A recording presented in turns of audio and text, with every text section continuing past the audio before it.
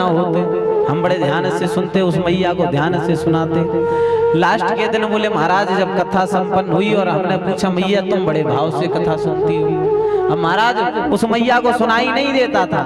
अरे मैया क्या सुनती, बोले महाराज खूब चिल्ला चिल्ला के माइक पे बोलते, तो महाराज वो मैया बड़े ध्यान से सुनती, मतलब देखती कि महाराज कितने चिल्ला रहे हैं और रोती। अब बोले रोती क्यों, महाराज सुनाई तो देता था थोड़ा ऊंचा। महाराज जी उन्होंने बोला मैया क्यों रोती थी इतने ध्यान से, इतने मेरी तरफ ही ध्यान रखती और रोती, आंखों से दोनों आंसू निकलते।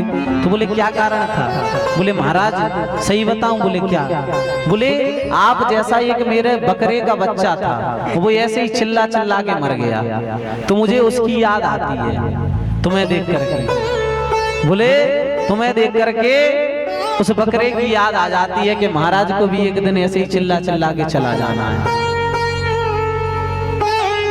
तो महाराज इसलिए कहते हैं कि आप वो मैया जैसा हाल मत कर देना कि महाराज आप बड़े ध्यान से सुनो, हमें लगे कि ध्यान से सुन रही हो, आप कहो कि महाराज आपका कोई बकरा बकरी मर गया हो, नहीं आप सोचें कि महाराज भी 7 दिन में ऐसे ही चिल्ला चिल्ला के एक आध दिन भी चले जाना है। आज बोले महाराज ब्रह्मा जी ने इस भागवत को जब तोलन किया है